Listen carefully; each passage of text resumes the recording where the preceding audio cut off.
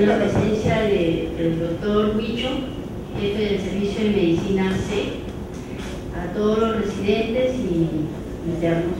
No sé si alguien me faltará. La intención de la discusión de este caso clínico, en realidad es un caso clínico sencillo, así que no hay que destruirnos el cerebro mucho, pero la idea es cómo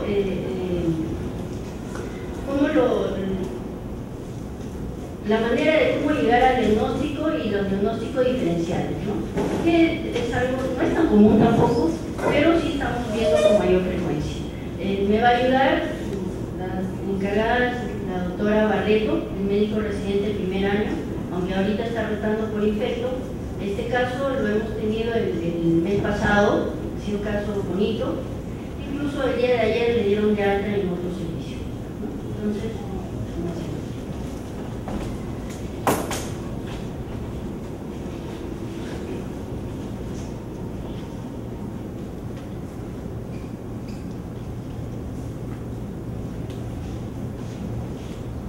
buenas tardes con todos. El caso que vamos a presentar es de la paciente con siglas SLB. Es de sexo femenino, es una paciente de 4 años 10 meses, procedente de Lima. Ahí está la fecha de nacimiento. Y bueno, ahí ingresó por emergencia el 29 de diciembre a las 1:20 y ingresó al servicio el 30 de diciembre a la medianoche. Primero vamos a ver los datos que tenemos de esta paciente en emergencia. Bueno, la paciente viene, según la historia de emergencia, con un tiempo de enfermedad de 7 días. La madre refería que la niña empezó con deposiciones líquidas, con mocos, sin sangre, 4 a 5 veces por día, asociados a vómitos de contenido alimentario de 3 oportunidades ese día. Acude al puesto de salud donde le indican iniciar tratamiento con cotrimoxazol. Vemos la dosis. Este tratamiento lo recibe por 7 días. Ese día no había historia de fiebre, no había historia de dolor abdominal. 4 días después, ya que estaba con el tratamiento antibiótico, persistía con la sintomatología y aquí se agrega dolor abdominal difuso y la madre nota distensión abdominal. Acude nuevamente al centro de salud, le dicen que continúe el tratamiento. 3 días antes del ingreso, la madre ya más preocupada nota que la orina disminuye en volumen, la nota más cargada y un aumento progresivo de volumen de los miembros inferiores. Es por eso que vuelve a acudir al puesto de salud, le indican agregar metronidazol, porque persistían las deposiciones con moco. El día del ingreso, la mamá nota mayor edema, inclusive ya a nivel de los párpados, es por eso que ingresa por emergencia al mediodía.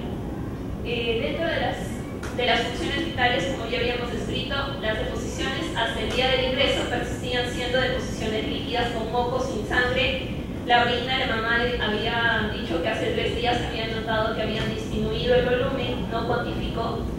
El sueño estaba más aumentado, la niña durante todo el tiempo de enfermedad prefería que no tenía apetito, la sed estaba aumentada y había un aumento de peso por los edemas, que no lo registraron al inicio. En emergencia, bueno, dentro de los antecedentes que se recaban rápidamente, tenemos una niña que es producto de tercera gestación, nacida a término, peso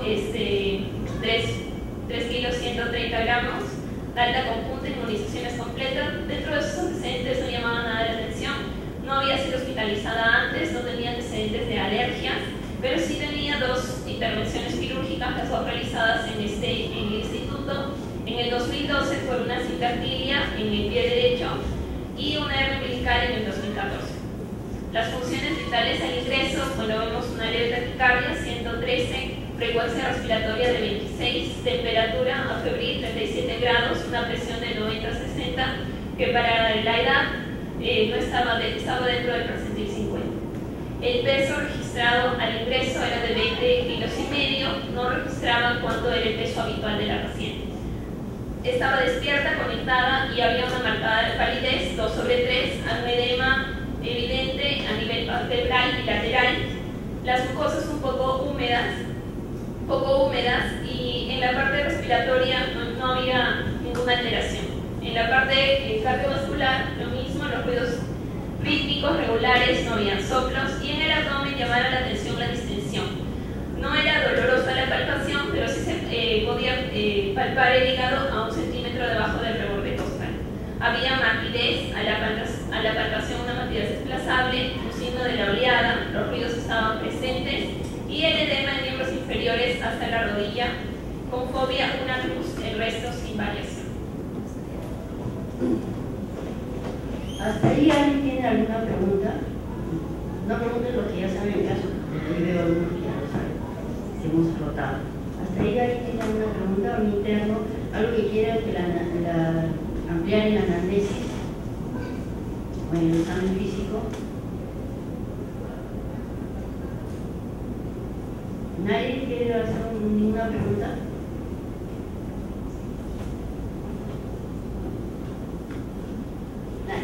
Sí, dígame, doctor. Ese evento de diarrea, ¿alguien más en la familia enfermó de diarrea o lo pudieron relacionar con una alimento en particular? No, doctor, no. Era la única que había presentado la diarrea. Esta parte de la anamnesis es tomada de tal cual como está en la emergencia. Porque si ustedes se dan cuenta, el episodio fue algo aparentemente agudo, ¿no? ¿Tienen algún detalle más sobre las características macroscópicas de la orina? ¿La mamá dijo algo más o preguntaron algo más? Bueno, con respecto a la orina, de lo que dice el doctor Huicho tiene razón.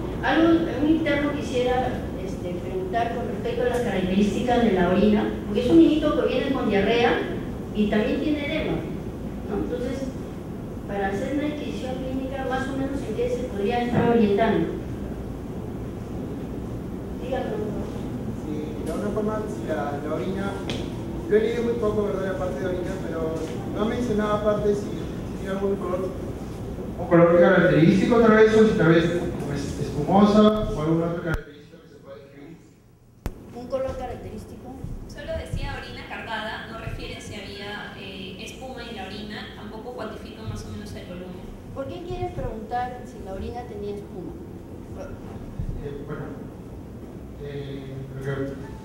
Por lado que me estoy viendo, porque veo lo que salta bastante es la hematización que tiene, no la paciente en este caso. ¿Por lo qué? Tiene bastante, bueno, hematización. Y pregunto por la de perina, como espuma, porque tal vez estoy pensando que esté perdiendo proteínas por la orina. Muy bien. Ajá. ¿Y podría estar pensando en que Ya puedo más o menos. Bueno, sí, más o menos, si usted desea. Síndrome nefrótico. Podría ser para usted un síndrome nefrótico, ¿no? Sí. Ya, está bien. ¿Alguna pregunta más en la anamnesis? Porque es importante. Disculpa porque he llegado tarde al estado. Tengo entendido que es una paciente que viene con 7 días de diarrea. Sí. Le preguntaron a la madre antes de los 7 días cómo eran las deposiciones del niño. Muy bien, doctor, ese sí es ¿Qué edad tiene el niño? Tiene 4 años y 10 meses. 4 años, ya debe hacer deposiciones formales. En la historia no registra el hábito defecatorio ni la consistencia de las deposiciones previas, pero en el piso sí se ahonda un poco más sobre eso. Bueno, tenía el antecedente de haber tenido deposiciones líquidas con moco en varias oportunidades durante el último año. Yo creo que eso es importante porque muchas veces los niños que nos vienen con problemas de diarrea, para la mamá ya se acostumbra a que el niño tenga deposiciones sueltas, porque sucede que no son muy numerosas, entonces para ella es normal, pero ya no son normales para la edad. Y muchas veces lo que tiene ya es una diarrea persistente. Sí, ¿no? ese más o menos así. Que ya llega un momento en el cual donde compensa al paciente y ya aparece el edema. Y yo creo que una posibilidad es que ya está planteando los diagnósticos, no lo espero, ¿no? Pero hay que ahondar, siempre hay que preguntar. Cuando nos dicen tiene 5 días de diarrea, hay que preguntar, señora, antes cómo era su deposición. Nos dicen muchas veces no tiene diarrea.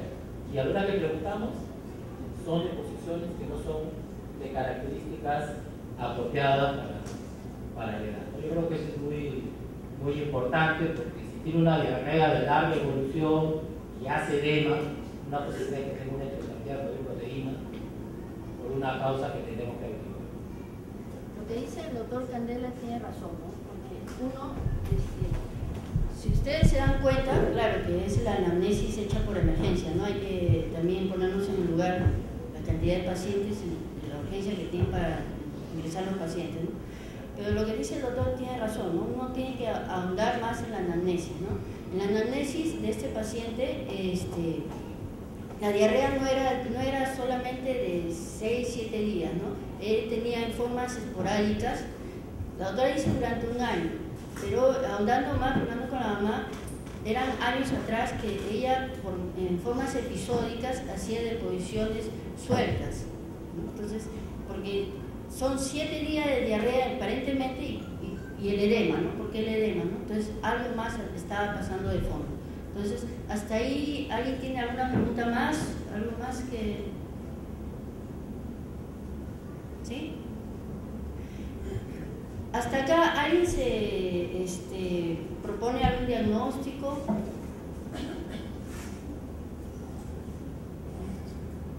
Tenemos diarreas, tenemos un niñito que está edematoso, una niña que está edematosa.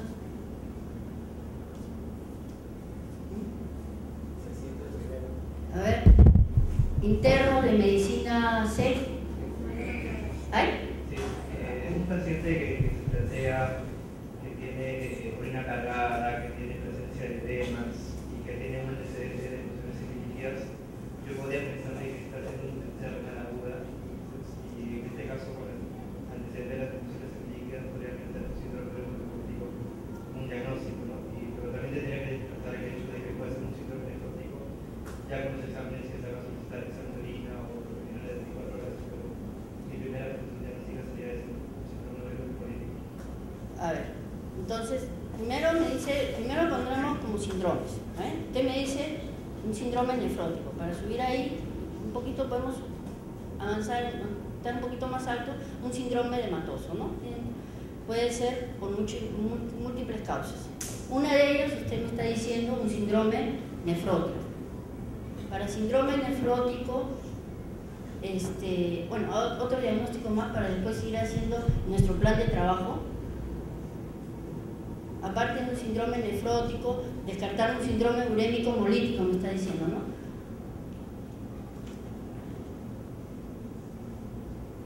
Otro, síndrome nefrótico, síndrome urémico hemolítico, otro, se lanza otro diagnóstico, medicina B.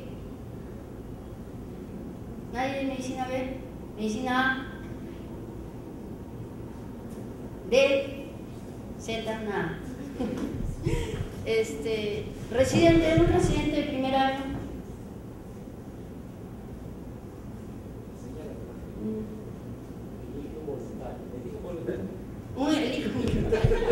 A ver, un residente de segundo año. Primero, Sofía. Ah, Sofía. Primero, Sofía. Sofía dice, a ver, Sofía. Hay que lanzarnos, total, no perdemos nada.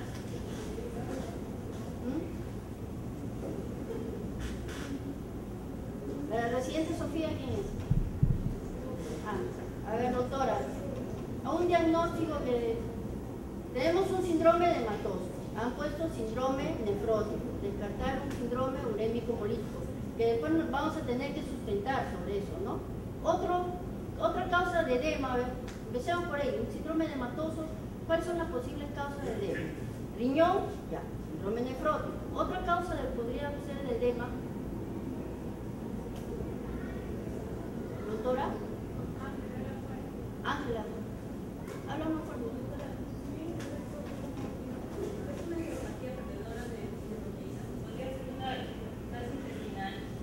Secundario, puede ser primario o secundario. ¿Tú piensas que podría ser? No sé. Bien. Entonces, un síndrome edematoso ya del problema digestivo. Me está hablando de una enteropatía perdedora de proteínas. Claro que la enteropatía perdedora de proteínas puede ser intestinal, digestivo o esta, ¿no? Muy bien. Otra posibilidad diagnóstica.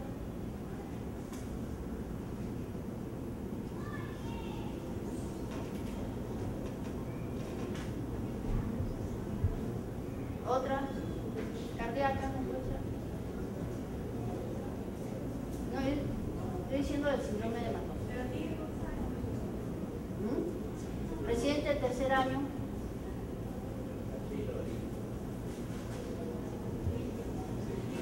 El diagnóstico no es difícil,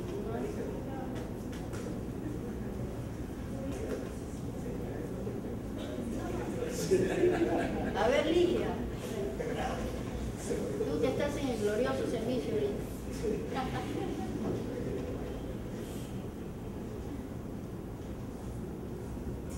¿De qué hay con los diagnósticos? Sí, me parece que para iniciar, usted menciona hacer un síndrome de Matoso y determinar las causas.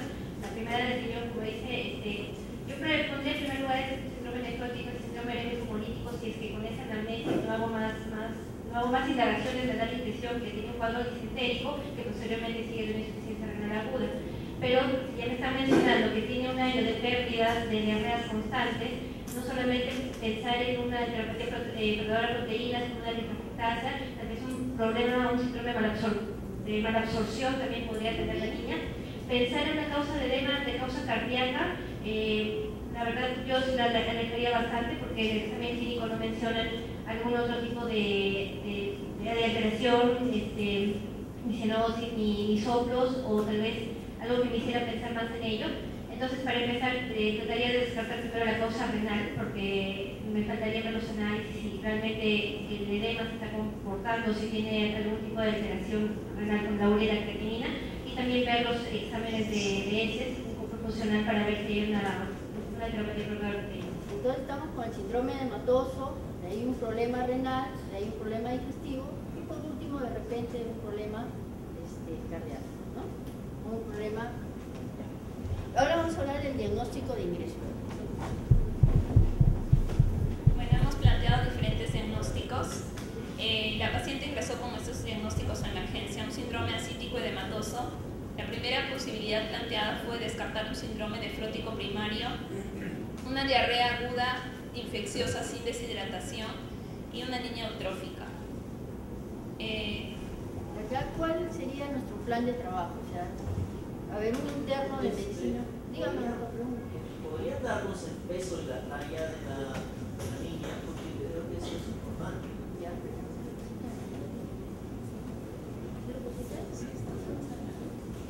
Pero diga el peso y la talla. El peso habitual de la niña era 16,5 kilos y medía, si no me equivoco, un metro 10, algo así. Entonces, la talla para la edad y el peso para la edad estaban dentro de los percentiles. Dentro del percentil, sí. Eso es importante porque si como Jorge pensaba, una posibilidad que habría que considerar es una enteropatía perdedora de proteínas, por ejemplo. Una enteropatía perdedora de proteínas que descompense a esta niña, yo esperaría que hubiese tenido un cierto impacto en su estado nutricional, y no solamente en el agudo, sino también en el crónico, que hubiese afectado incluso la talla. Lo cual es muy probable la posibilidad de una enteropatía perdedora de proteínas de cualquier tipo. Solo quería aumentar eso. Bueno, de acuerdo a los diagnósticos que ustedes han planteado, ¿cuál sería el plan de trabajo? Diga, ¿sí, doctor? Solamente un comentario a lo que dice el doctor. Dependería si es una enteropatía adquirida, ¿no? Es una enteropatía adquirida en los últimos 6 meses, es cierto, y son, pongamos, como tuberculosis, que puede producir lesiones ulcerativas, con pérdidas de proteínas, no vamos a ver impacto en la talla. Entonces, la idea es, si es adquirido, depende de la duración y depende de la severidad y a qué nivel está afectado qué tan extensa la afectación. Lo que pasa es que lo que usted dice tiene razón. Nosotros hemos empezado con cómo lo han ingresado de emergencia. Nosotros hemos ahondado más en la historia. Si hay un antecedente de una que recibió quimioprofilaxis como 2 años antes, ¿no? 2 años antes por contacto de una tía, ¿no? Con TEA. Aquí en emergencia se plantea este plan de trabajo, ¿no? Un hemograma completo, un perfil para estudiar el síndrome nefrótico, proteínas totales, urea creatinina, electrolitos, se pidió orina al azar, se pidió orina de 24 horas, parasitológico, reacción inflamatoria en heces, una radio. Si me permiten interrumpir, no sé, yo aquí sí intentaría empujar un poco más la cosa como hacemos en el servicio.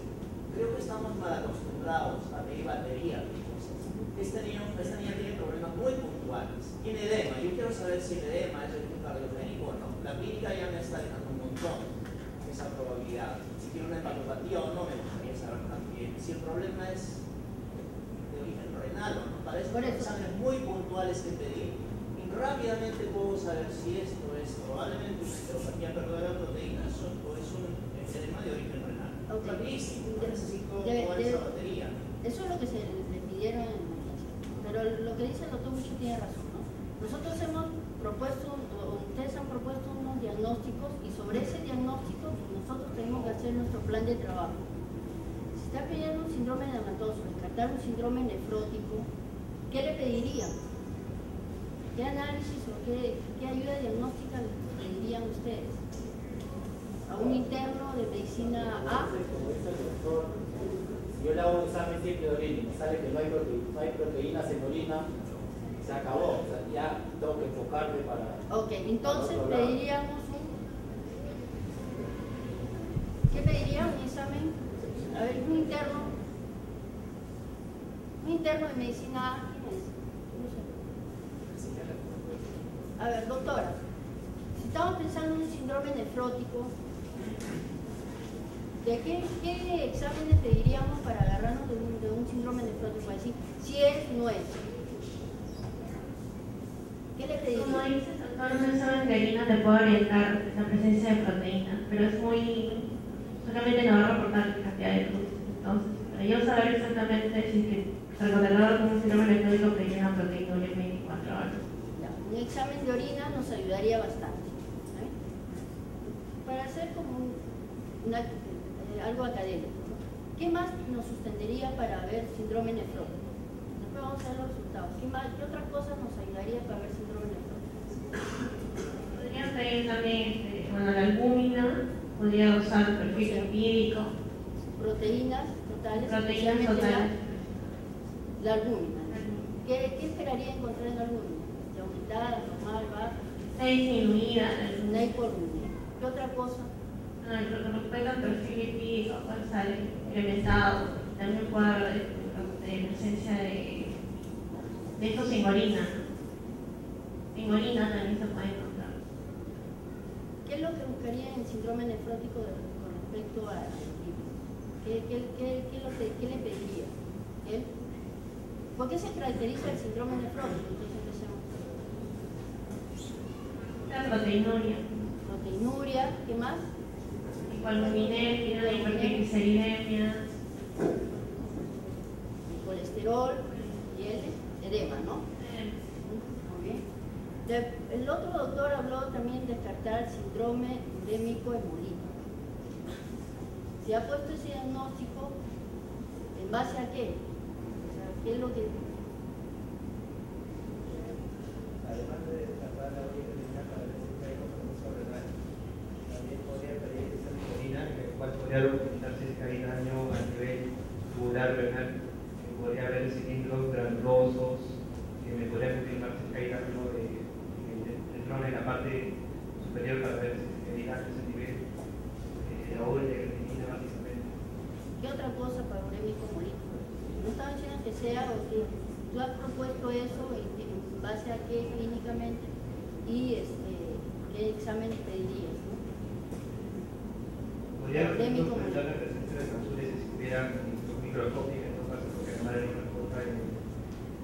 reporta en el examen. Otra cosa que puedo reportar es la anemia hemolítica, no sabe si existe. Una anemia hemolítica, ¿qué más? Hematuria, hemolítica, insuficiencia renal. Las plaquetas bajas. Plaquetas bajas, ¿no? O sea, pedirías un hemograma para ver las plaquetas. Para ver la hemoglobina, para ver las plaquetas. Después, igual la orina.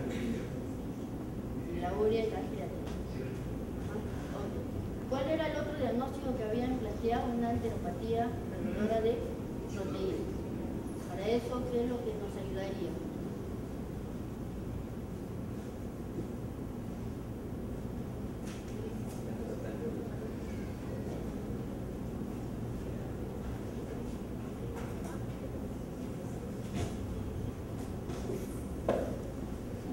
Pues la enteropatía perdedora de proteínas hay múltiples causas, ¿no? Pero Ángela proponía algo. ¿Qué es lo que te gustaría pedir? ¿Qué es lo que te gustaría pedir en el laboratorio para más o menos sustentar tu diagnóstico? Como profesional, podríamos pedir proteínas totales fraccionadas. De todas maneras, buscar el secundarismo. ¿Qué? El DRC, también buscar el secundarismo del DRC, porque ese dato sí no lo diferencia. Sí, acabo de decir que tienen antecedente de haber recibido quimioprofilaxis por un PPD en 12, ¿no? Y contacto con una tía que tenía TBC.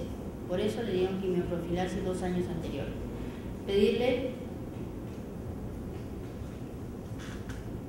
Ángela, ¿qué me dices? Que pedirle para descartar TB. Sí, a veces, bueno, PK aspirado. Ya.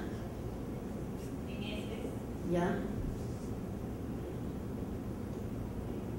¿Qué más le pedirías para una enteropatía perdedora de proteínas? Bueno, un coprofuncional, ¿no? Un coprofuncional. ¿Qué es? Bueno, espero encontrar unas cargas reductoras. Grasas, que hay, ¿no? Por una mala absorción, quizás, ¿no? Las grasas, ¿qué más? ¿Qué otra cosa más pedirías?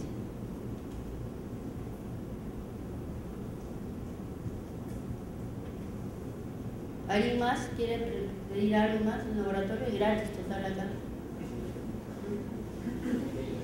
Ahora es gratis, pues cuando hemos pedido toda la batería que se pide en emergencia, ¿no? Y el doctor Mucho tiene toda la razón. Pedimos y pedimos.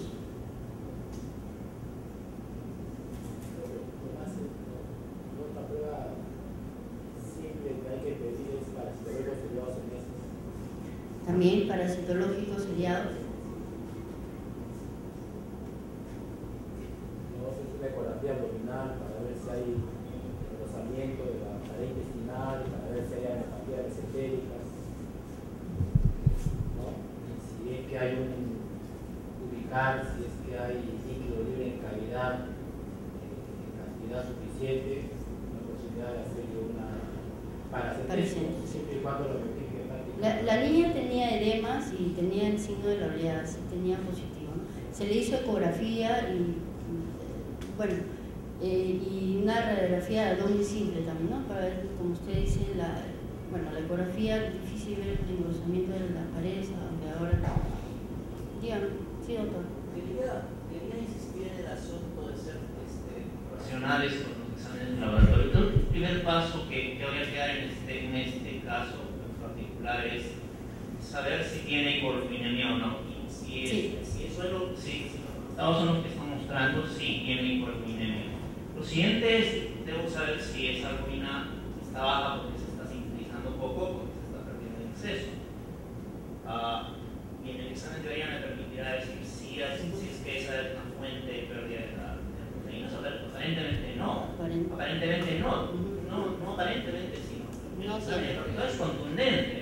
Eso no es un síndrome neurogénico. Entonces queda la opción de la enteropatía perdedora de proteínas. Y bueno, no sé si alguien ha revisado el tema, pero hay maneras de saber si es que el paciente tiene enteropatía perdedora de proteínas. No es pidiendo su AN3, no es pidiendo sustancias reductoras, no es pidiendo una vez que determino eso, ya puedo empezar con el ejercicio diagnóstico de si el problema es congénito, es adquirido, si el antecedente de puede ser súper importante en ese caso. Pero creo que así de simple era, ¿no? El examen de la albumina y el examen de orina son fundamentales. Doctor Mucho tiene razón, ¿no? Un simple examen de orina, de verdad que la albúmina está baja, el examen de orina, proteínas negativo, se descartaba bastante la posibilidad de un problema renal, ¿no? Nefrótico. El primer planteamiento de diagnóstico había sido un síndrome nefrótico y como ya habíamos discutido, estos fueron los exámenes a la emergencia que se tuvo a las 4 horas del ingreso. La paciente presentaba una hemoglobina de 13.6, los leucocitos aumentados normales, 11.800, y llamaba la atención una linfopenia, ¿no? Linfocitos en 9%. No había bastonados y segmentados 88%. Las proteínas estaban bajas, la albúmina en 2.3, que podía explicar el edema, y la pérdida nos afirma que no es por vía renal. Dentro de los electrolitos también llamaba la atención que el magnesio estaba levemente disminuido y el calcio, bueno, dentro de la corrección estaba en el límite inferior. Hay una prueba que de repente por ahí va el doctor, que nos sirve para medir si se está perdiendo proteínas a través del aparato digestivo, ¿no? Creo que no se hizo porque no lo hacen acá, pero el doctor tiene razón, ¿no? Con eso simplemente nos habría tal vez ayudado bastante, ¿no? ¿Alguien sabe cuál es esa prueba?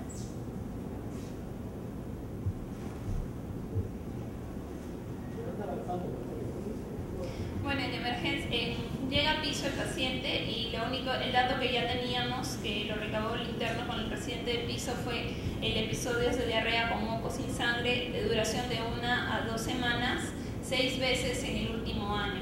El último episodio, la niña, revisando la historia antigua, había ingresado por emergencia con un tiempo de enfermedad de 3 días, también con deposiciones con moco sin sangre, y se había referido por consultorio, pero la niña no tenía más seguimientos.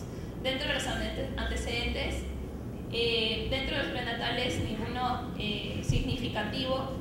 De los postnatales, lo que llama la atención, bueno, la niña, una dieta aparentemente balanceada y completa. Las inmunizaciones, la madre refería que habían sido completas y no había alteración del desarrollo psicomotor. Dentro de los antecedentes patológicos, esto desde cuando se tuvo en piso la historia antigua se pudo revisar todas las visitas que había tenido por consultorio externo la paciente. A los 2 años, cuando ella está haciendo su estudio de prequirúrgico para operarse de la sindactilia, hay un PPD positivo y en la radiografía de tórax se ve un refuerzo parailiar. Es evaluada por neumología y le diagnostican una TB inactiva. Tenía el antecedente de tener un contacto, una tía que frecuentaba la casa que estaba recibiendo tratamiento para tuberculosis, y es por eso que ella inicia quimioprofilaxis. Durante las 2 primeras semanas la niña presentó dolor abdominal y ictericia y fue evaluada por gastroenterología. Y se sospechó de que podría estar presentando una hepatitis, se pidieron serología que salió negativa y se asumió que había sido un RAM por isoniazida. La niña, las enzimas normalizaron y terminó el tratamiento de 6 meses con quimioprofilaxis. También llamaba la atención, la niña había acudido por consultorio externo 2 oportunidades por plúrigo, inclusive en el examen físico en piso se notaba unas lesiones hipopigmentadas, hiperpigmentadas en abdomen y en miembros inferiores. Había presentado también episodios de síndromes obstructivos bronquiales, había usado inhaladores en 2 oportunidades por consultorio externo y tenía una consulta por pediatría por un dolor abdominal que lo referían desde hace un mes y le habían pedido que vaya por gastroenterología para descartar parasitosis o gastritis. Así estaba consignado en la historia. Dentro de las operaciones ya se había mencionado la sindactilia y la hernia umbilical en los años previos, y dentro de los antecedentes familiares sin mayor importancia. Los antecedentes socioeconómicos contaba con todos los servicios, una familia de estado medio, de un estatus medio con todos los servicios. En la familia el dato que se había tenido es que no había ningún familiar con diarrea y tenía el contacto de tuberculosis en casa, ¿no? con la tía materna. Y también consignaron que en el mes de julio había estado 10 días en Abancay. Para lo del doctor Huicho, aclarar, no se le hizo el dosaje que no hacen acá en el instituto de alfa-1 antitrypsina, que es en heces, que nos ayudaría para valorar, ¿no? No se le realizó otra prueba. En el examen de piso, bueno, se tiene la talla, el peso, según los percentiles que están descritos en la historia. El interno hace los percentiles con el peso, con edema, ¿no? Entonces, bueno, todo sale dentro del percentil 50 y 85, las funciones estaban dentro de los parámetros normales.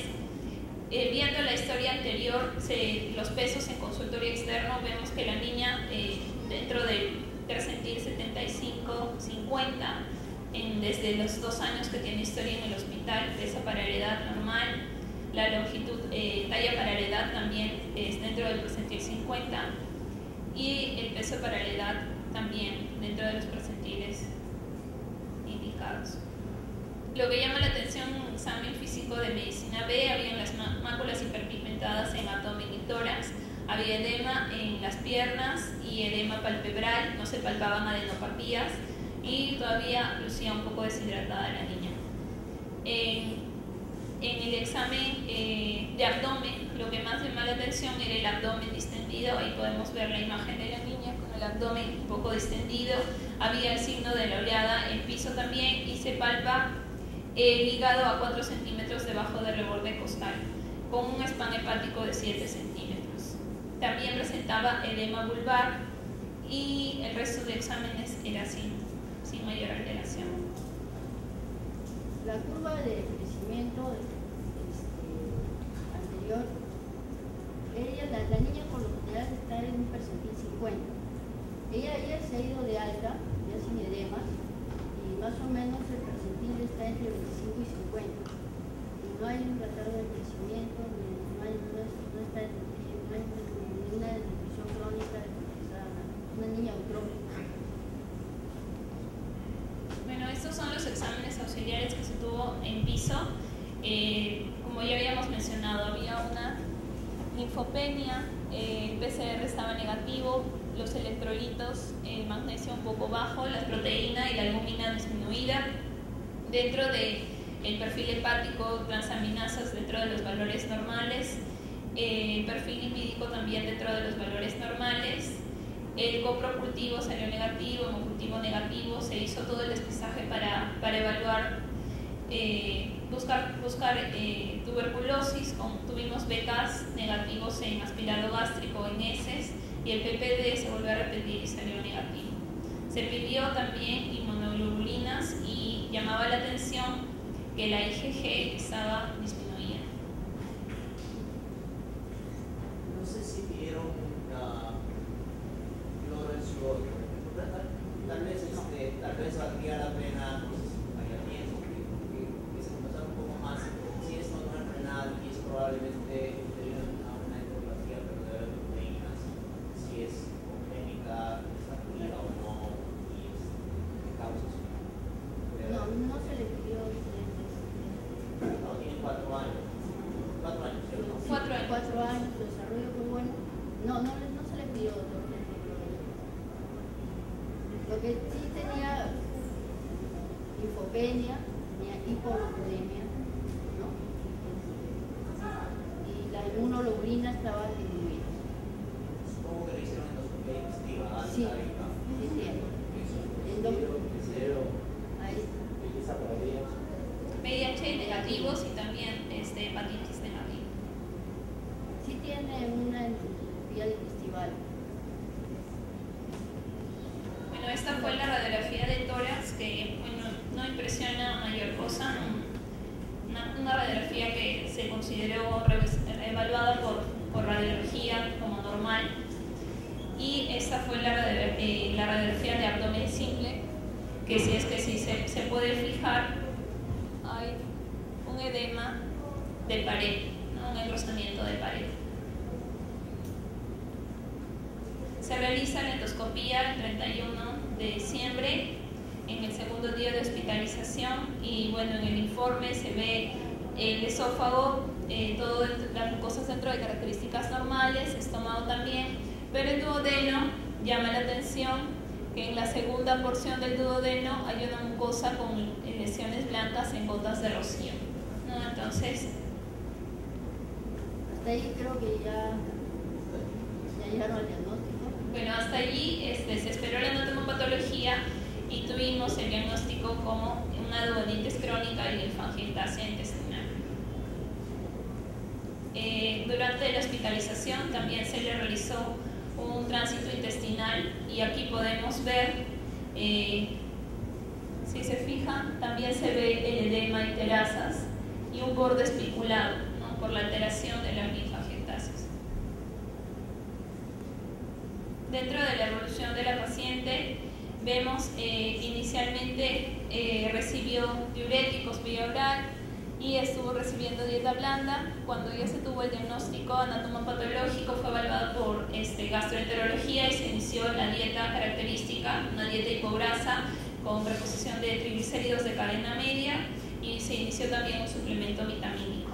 Al segundo día de haber instalado la dieta, la niña tiene una evolución desfavorable, persistía con el dolor abdominal, persistían los vómitos y el médico de guardia en la noche la deja en NPO y le pone hidratación endovenosa. Para el día siguiente vemos que el flujo urinario había disminuido, los edemas habían aumentado y nuevamente la paciente lucía en mal estado general, se fue evaluada nuevamente por gastro, se reiniciaron los diuréticos y se decidió cambiarle la fórmula, ¿no?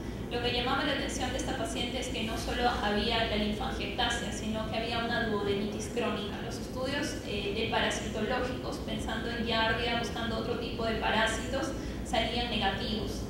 Entonces, gastroenterología estaba planteando una enteropatía alérgica, ¿no? Entonces se decidió cambiar la leche también con una fórmula altamente hidrolizada, que fue el Pepti Junior, y se suspendieron la reposición de triglicéridos de cadena libre.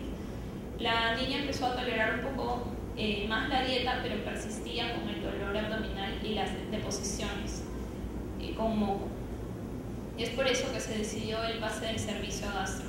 Durante la hospitalización, porque la niña estaba hospitalizada más o menos todo el mes de enero, persistía con dolor y se decidió darle la fórmula por sonda nasogástrica, persistían los edemas, recibió dosis de albúmina y recibió inmunoglobulina, una dosis.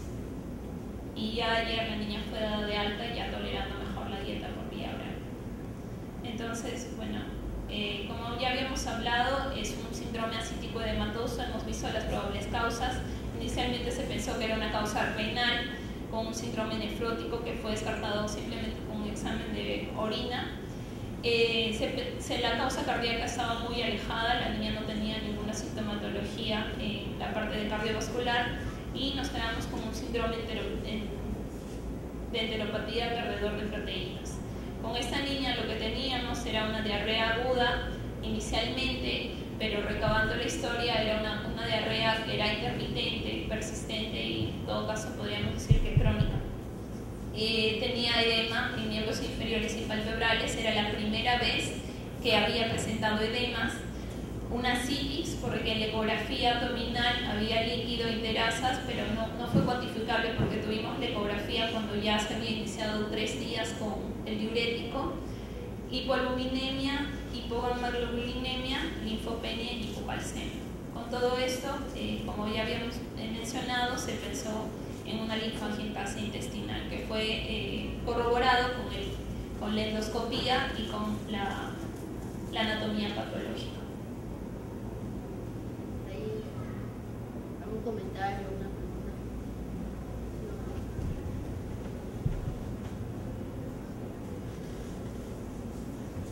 Yo creo que si bien es cierto, la anatomía patológica hace el diagnóstico de una linfangiectasia intestinal, yo no me quedaría tranquilo. ¿Ustedes van a transferir a gastro o a salió de alta? No, a gastro y ayer salió de alta. Acuérdense que estos pacientes son inmunocomprometidos. y hay una asociación entre tuberculosis y hepatitis intestinal. Lo que no me queda claro es por qué tiene tanto dolor esta niña.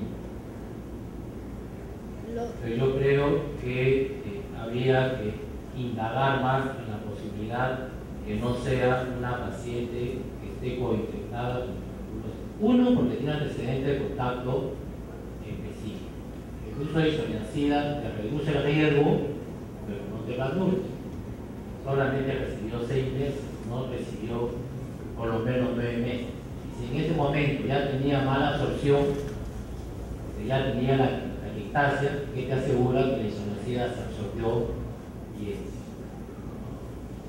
Lo ideal sería hacerle un estudio del tercio distal del intestino, pilocecal, o hacerle la parte alta del colon. Y lo otro es que yo le hubiera hecho una paracentesis para estudiar el líquido así, para investigar tuberculosis. ¿No? Yo creo que el plan diagnóstico no debe terminar ahí, ¿no? Porque estos pacientes tienen riesgo de padecer otras condiciones asociadas. Están hipopénicos. En el servicio de gastro, le transfirieron albúmina y la hemoglobina. Ayer fue dada de alta y cuando estaba hablando con los gastroenterólogos, catalogado como una linfoplasia primaria, ¿no? Pero no, pero está bien, ya tiene un diagnóstico, pero la pregunta es, ¿tiene solamente eso? Tiene un contacto definido intradomiciliario de tuberculosis, tiene un PPD positivo, ha recibido profilaxis con isoniazida, pero es una paciente que tiene mala absorción. Sigue teniendo riesgo de hacer una tuberculosis de reactivación o una tuberculosis. ¿En qué medida un paciente con hepatitis intestinal tiene tanto dolor? Sí, cuando estuvo hospitalizada en medicina B se planteó la posibilidad de hacer una laparoscopía. Se hacían las ecografías y en realidad era líquido enterasas, no había mucho líquido como para poder hacer una punción. Una paracentesis. Había poco líquido. No, yo pienso que hay dos opciones. Una es la que han tomado y simplemente lo observan, a ver qué pasa. ¿No? Y la otra es tomar una decisión un poco más agresiva y tomar una lucha de perineo. Yo no me quedaría tranquilo con esa placa electoral, yo le hubiera hecho una pregunta. No me parece muy normal. Sobre todo, acuérdense que si yo tengo un paciente que no tiene antecedentes de TB, tiene PPD negativo y tiene una placa que no me parece normal, simplemente lo observo. Pero es que tiene antecedentes de contacto TB, tiene PPD positivo, 10% de pacientes con tuberculosis tienen placa de todas aparentemente normales, porque hay una variabilidad interobservadora, ¿no? Y asumiendo que este es un inmunocomprometido, yo creo que hubiera sentido más tranquilo haciéndole una tablet y seguir investigando.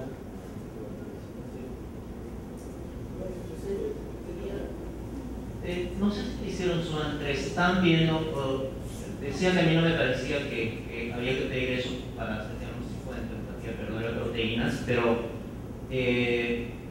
no sé si le hicieron SUAN 3. Salía negativo, doctor. Era Lo único negativo. que salía en el copro funcional en algunos casos fue celulosa, restos de celulosa, fibras de celulosa, no salía nada. Yo tampoco estoy muy seguro de que el diagnóstico definitivo sea el de alimentación intestinal primaria.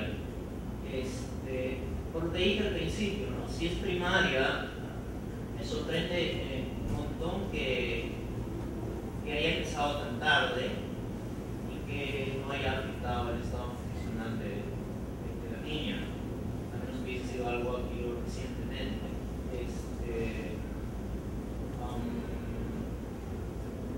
Doctor, con respecto a la diarrea, yendo a gastro, hablando con la mamá, la diarrea no la tiene un año antes tampoco, tiene desde el año de edad. Con mayor razón, si es así, pero no hay un decremento del crecimiento. Sí, eso llama la atención enormemente. O sea, si hay alguna lección que yo sacaría de este caso es que es atípico, ¿no? Sí. No es el tipo de cuadro clínico que yo espero en una linfadenopatía intestinal primaria, que además está dando clínica de ese que casi eliminación, al parecer, por lo que ustedes cuentan. Y no ha afectado su estado nutricional. Si queremos aprender de este caso, pues será que es un caso atípico, no es lo primero en lo que yo pienso cuando me encuentro con un niño que tiene esa historia. Lo primero que yo pensaría es en un síndrome nefrótico, efectivamente, como todo el mundo lo planteó, no en una linfangiectasia intestinal.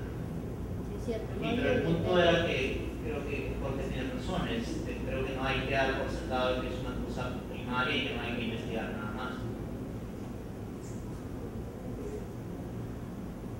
Una parte de la pregunta lo hizo el doctor Huicho, no había visto el cobro profesional que era importante en este caso, ¿no?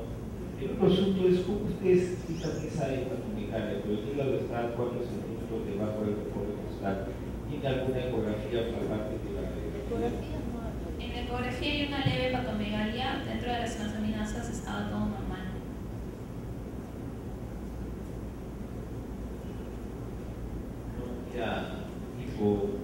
¿Hipoglicidad o hiperglicidad? No, doctor, no había ninguna alteración. Definitivamente también tiene que verse la parte de la duodenitis. Hay que buscar algo de duodenitis. Ya un paciente inmunocomprometido también la presencia de vómitos. Eso, ¿llegaron a hacer biopsia de esa zona? Cuando le hicieron la endoscopía. De la zona del duodeno, sí, por eso salía la duodenitis crónica, pero se buscó parásitos y no se halló, no se instaló. ¿Cuáles son las causas de duodenitis crónica que conoces? Principal sería la giardia y en otro caso sería una duodenitis eosinofílica, podría ser, o inflamatoria o alérgica. Es difícil.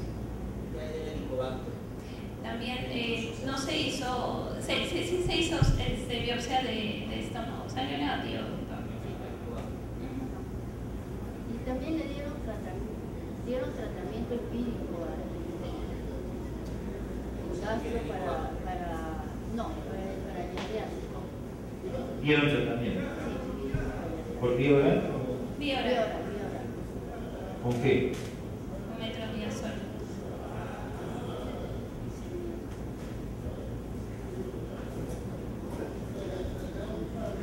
Simplemente para ampliar, en el caso de estos pacientes que vienen con diarreas prolongadas y terminan en hipoaluminemia, malnutrición, de los casos que hemos visto en microbiología,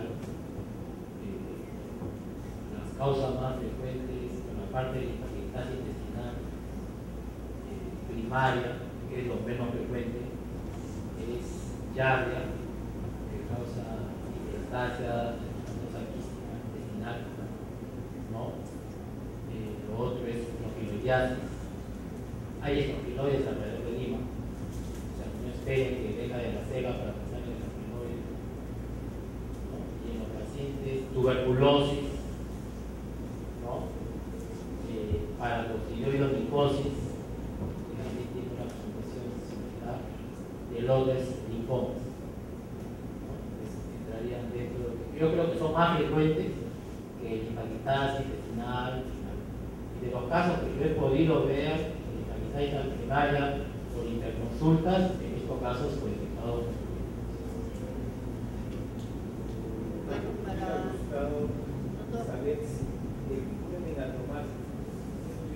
Saber si le vuelven a tomar una nueva radiografía de abdomen simple para poder comparar con el momento en el cual estaba con todo el cuadro clínico. No, solamente la de ingreso y el tránsito intestinal. Esas son las únicas clases. Sería bueno ver después hacer un control de cómo está un tránsito intestinal y una radiografía de abdomen simple para poder ver cómo se encuentra en estos momentos, porque no está todo claro.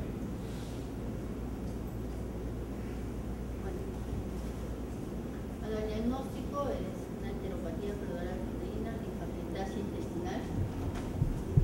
Linfangiectasia intestinal, la causa primaria o secundaria, en realidad, como dicen, queda en el tintero porque, ¿verdad? verdad que hay cosas en los antecedentes. Hay un antecedente de una TB, de una quimioprofilaxis por contacto TB, y de todas maneras faltan más estudios. Este caso nos enseña que, miren, el ingreso, la historia clínica de ingreso era de una manera, después se ha ido ahondando más preguntas, más datos, y se va viendo que no era tan agudo y era una enfermedad crónica, ¿no? más crónico. Como dice el doctor Huicho, bastaba a veces con solamente ser más directos en pedir los exámenes auxiliares para descartar o aseverar tal o cual diagnóstico, ¿no? Entonces, la paciente felizmente mejoró.